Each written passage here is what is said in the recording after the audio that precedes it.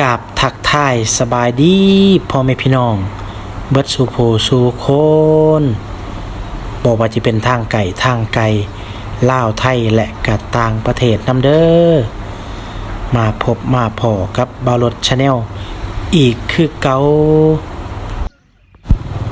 ตอนนี้บ่าวรถกะกำลังจะพาทุกคนเดินทางไปเมืองพะล้านไส้นะทุกคนเนาะกะแข้งสวรรค์ในเขตนี่แหละทุกคนเนาะ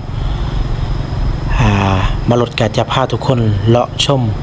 เบิ่งบรรยากาศถนนหนทางสปป.ลาวไปน้ำกันเนาะทุกคนเนาะเมื่อนี้บ่าวรถจะเดินทางด้วยรถมอเตอร์ไซค์ทุกคนเนาะหรือว่ามอเตอร์ไซค์นั่นเองเนาะเมื่อนี้เฮาจะเดินทางด้วยระยะเวลาประมาณ100 กิโลทุกคนเนาะใส่รถ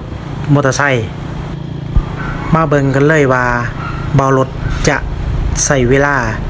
เดินทางจักชั่วโมงเนาะทุกคนเนาะ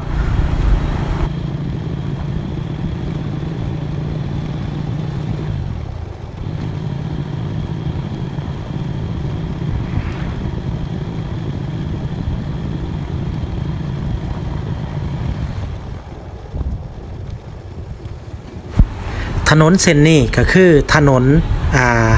ไปหอดหลัก12เนาะก็คือจากบ้านธาตุอิงหังหรือว่าพระธาตุอิงหังนั่นเองเนาะไปหอดหลัก12กะบ่รถขาวๆด้วยทุกคนเด้อกะประมาณ1 กิโลหรือว่าเกือบ2 กิโลเลยเนาะเพิ่นกะกำลังก่อสร้างหรือว่ากำลังขยาย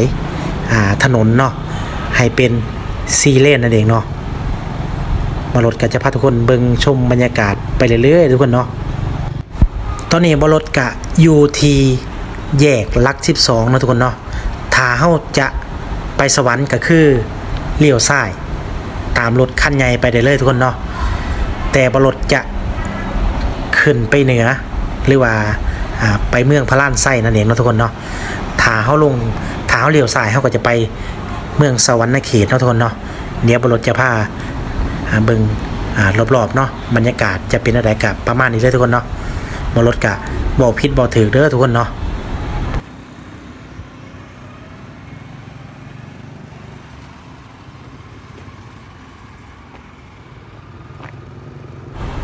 ขอย้ำเพิ่มเติมนี่คือถ้าเฮาจะไปสวรรค์ก็คือเลี้ยวซ้ายเนาะทุกคนเนาะหรือว่า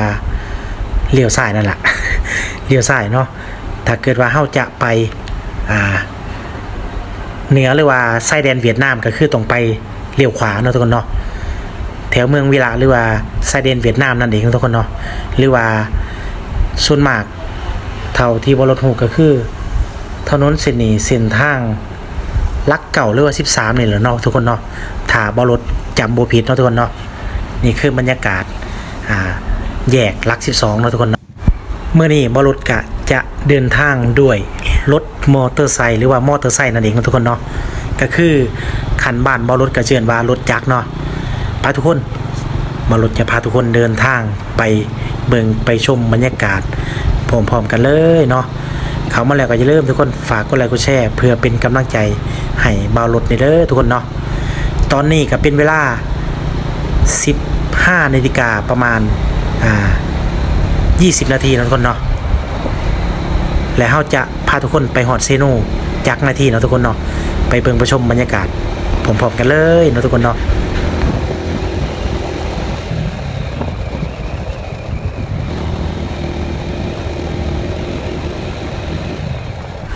หลังจากที่เฮาเดินทางมาได้ประมาณ40 นาทีทุกคนเนาะตอนนี้ก็เป็นเวลา 16 นาฬิกา 00 เนาะก็คือบ่รถกลับมาฮอดปั๊มปตท.เซโนนั่นเองเนาะทุกคนเดี๋ยวบ่รถจะพาทุกคนเข้าไปเบิ่งบรรยากาศปั๊มปตท.เนาะบรรยากาศจะเป็นอะไรกะตามไปเบิ่งไปชมพร้อมๆกันเลย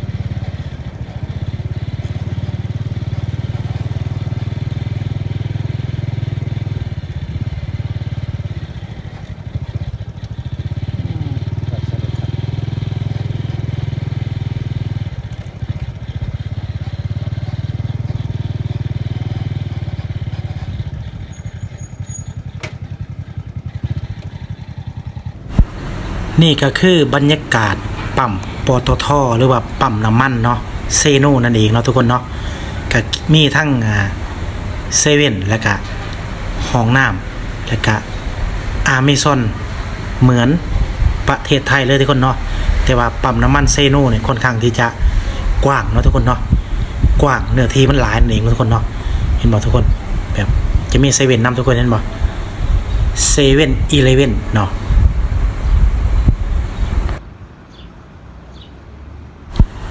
บอรถกะจะพาทุกคนมาเบิงอีกโซนหนึ่งก็คือเป็นโซนที่แบบเป็นเอกลักษณ์เนาะทุกคนก็คือปิ่งไก่เซโนนั่นเองทุกคนเนาะขึ้นซื้อลือซ่าว่าแซ่บและก็อร่อยเนาะทุกคนเนาะทุกคนถ้าทุกคนบ่เชื่อก็ลองมาชิมเบิ่งเด้อทุกคนเด้อว่ามันแม่นคือบอรถบ่ว้อเนาะ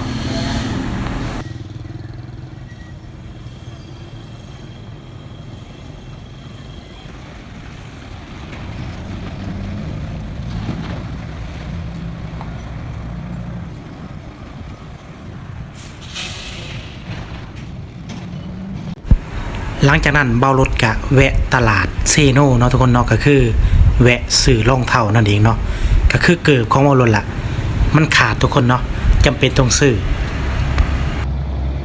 หลังจากนั้นเบารถกะจะพาทุกคนเดินทางต่อเนาะทุกคนเนาะก็คือเบารถแวะปั๊มปตทเซโนก็คือใส่เวลาประมาณ30นาทีนั่นเองเนาะตอนนี้ก็คือเป็นเวลา 16 นาฬิกาอีก30นาที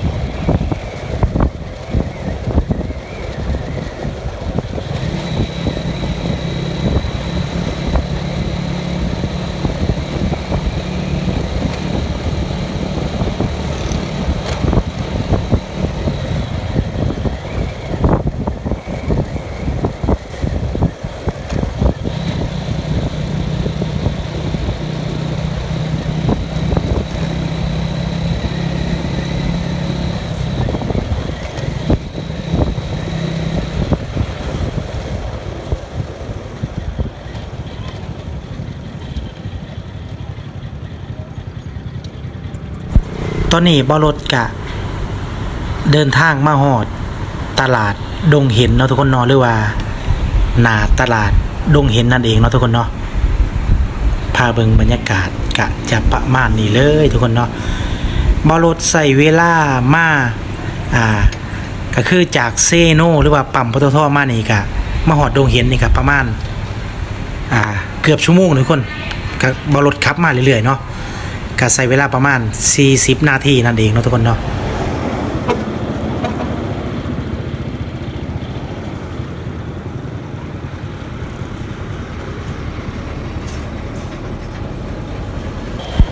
หลังจากนั้นเบารถกะจะได้พาทุกคน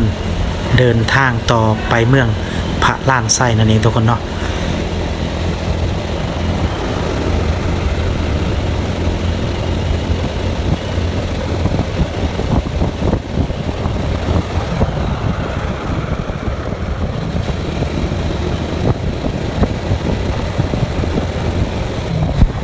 ตอนนี้เฮาก็มาฮอดบอนเพิ่น